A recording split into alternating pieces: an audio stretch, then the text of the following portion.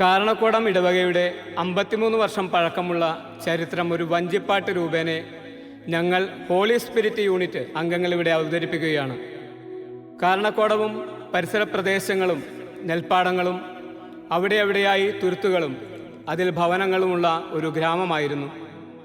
ഇടവകയുടെ സർവോന്മുഖമായ വളർച്ചയ്ക്ക് വഴിതെളിച്ചത് വിവിധ കാലഘട്ടങ്ങളിൽ ഇവിടെ സേവനം അനുഷ്ഠിച്ചിട്ടുള്ള ബഹുമാനപ്പെട്ട വികാരിയച്ഛന്മാരുടെയും ഇടവകാംഗങ്ങളുടെയും നിസ്വാർത്ഥമായ പരിശ്രമങ്ങളുടെ ഫലമാണ് ഈ കാരണക്കോടം ദേവാലയം.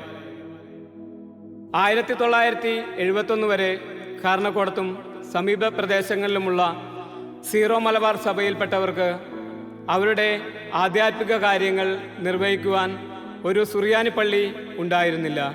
കിലോമീറ്ററുകൾ അകലെ സ്ഥിതി ചെയ്യുന്ന ബസലിക്ക, ഇടപ്പള്ളി, ചമ്പക്കര, എളംകുളം എന്നീ പള്ളികളിലെ അംഗങ്ങളാണ് കാരണക്കോടത്തും പരിസര പ്രദേശങ്ങളിലും താമസിച്ചിരുന്നത്. ജനനം, വിവാഹം, മരണം എന്നീ ആവശ്യങ്ങൾക്ക് മാത്രം ഇടവക പള്ളിയെ സമീപിച്ചിരുന്ന ഇവർ മറ്റാവശ്യങ്ങൾക്ക് പാലാരിവട്ടം സെൻറ്റ് ജോൺ ബാപ്റ്റിസ്റ്റ് ദേവാലയത്തെയും പൊന്നുരുന്തി കപ്പച്ചിൻ ആശ്രമത്തെയും കലൂർ സെൻറ്റ് സേവിയേഴ്സ് പള്ളിയെയുമാണ് ആശ്രയിച്ചിരുന്നത്. ഈ പശ്ചാത്തലത്തിലാണ് കാലം ചെയ്ത അത്യുന്നത കർദിനാൾ മാർ ജോസഫ് പാറേക്കാട്ടിൽ തിരുമനസ്സുകൊണ്ട് കാരണക്കോടത്തുള്ള അതിരൂപത വക സ്ഥലത്ത് ഒരു ദേവാലയം നിർമ്മിക്കാൻ തീരുമാനമെടുത്തത്.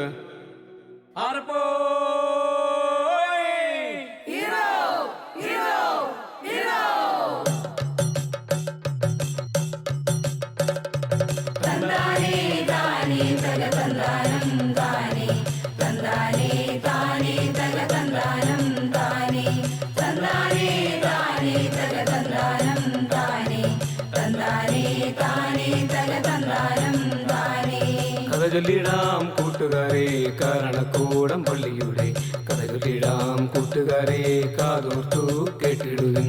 അന്നൊരു നാളിങ്ങിവിടെ കർദിനാളിൻ തിരുമനസാൽ സെബാസ്റ്റ്യൻ മങ്കുഴിക്കരി ശീലാസ്ഥാപനം നിർവഹിച്ചു.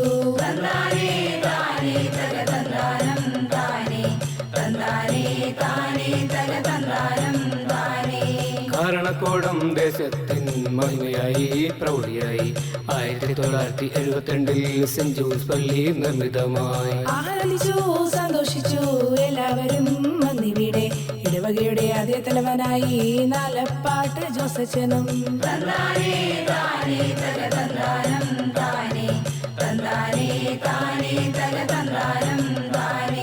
അച്ഛൻ തന്നുടെ പരിശ്രമത്തിൽ സെംപീരിയും പണിതുവല്ലോ. നാലപ്പാട്ടച്ഛൻ വഴി ഭവനങ്ങളും പണിതു നൽകി. പള്ളിപ്പറമ്പിൽ ജെയിംസ് അച്ഛനും വന്നുപോയി. ഇടവകയിൽ ഇടശ്ശേരി മാത്യുച്ചനും സേവനം ചെയ്തു കടന്നുപോയി.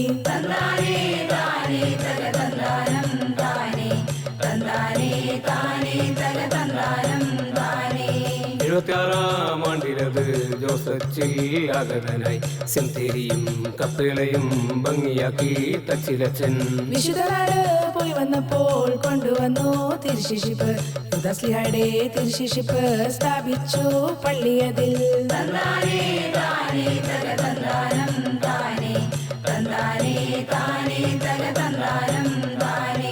ഇടവകയുടെ ദശവത്സര ജൂബിലി സ്മാരകമായി പാരിഷുകളും ഹോസ്പിറ്റലും കല്ലിടൽ നിർവഹിച്ചു.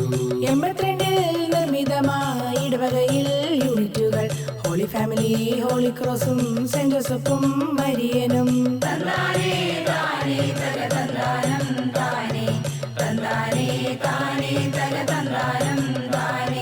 വന്നുവല്ലോ ഇടവകയിൽ തിരുഹൃദയ സന്യാസികൾ. അതിരൂപതയിലെ പ്രഥമ ഭവനം 81 സ്ഥാപിതമായി. കാരണക്കോട് ദേശനായി പള്ളിക്കൂടം പണിതുവല്ലോ. 82 സ്ഥാപിതമായി സെന്റ് ജൂഡ്സ് പള്ളിക്കൂടം.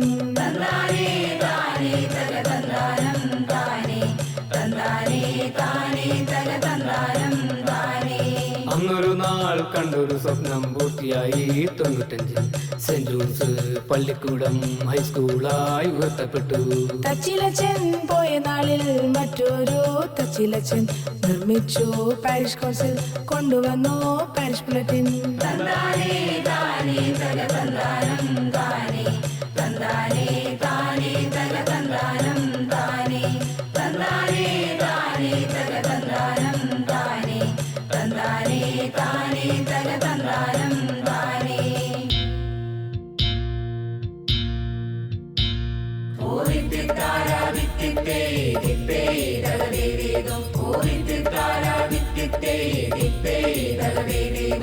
തച്ചിലച്ചൻ മാറിയപ്പോൾ ഇടവക നയിക്കാനായി വന്നുവല്ലോ സെബാസ്റ്റ്യൻ മാണിക്കെത്താനും.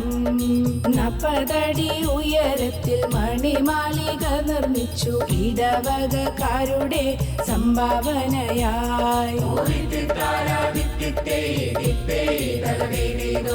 ജീവിത സായാഹ്നത്തിൽ ഉഴലുന്നവർക്കായി പണിതു തീർത്തുവല്ലോ ആശ്രയഭവനം.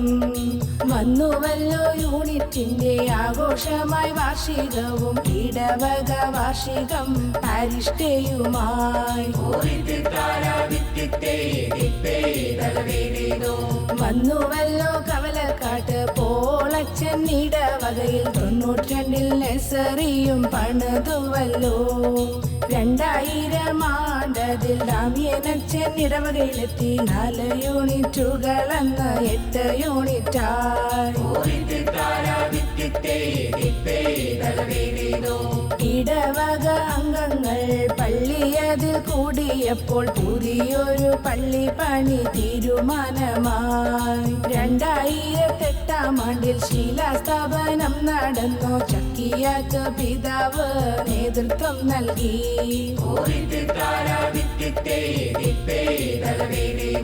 പള്ളി പണി മുന്നോട്ടു പോയി ഇടവകക്കാരുടെ സഹകരണം അതിന് പ്രചോദനമായി.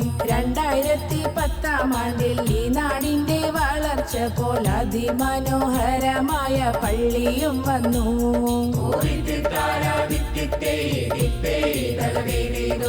ഇടവകക്കാരുടെ ആഹ്ലാദമായി സന്തോഷമായി ഇടയന്ത്രത്തെ പിതാവ് ആശീർവദിച്ചു. ഇടവക ജനത്തിന്റെ ആത്മീയ ഉണർവിനായി കൂട്ടുങ്കൽ ജോബച്ചനും വന്നെത്തിയല്ലോ.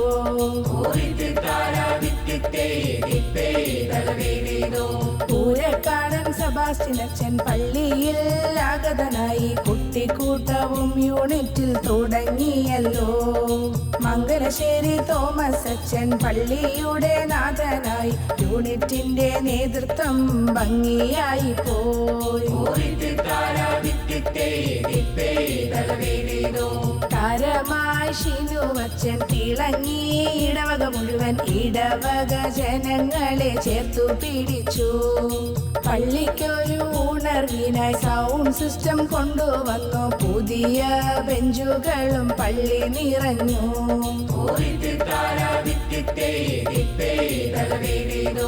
അസാധ്യ കാര്യങ്ങളുടെ മധ്യസ്ഥനായി യൂദാശ്ലീഹ കാരണക്കോട ദേശത്തെങ്ങും വസിച്ചിടുന്നു.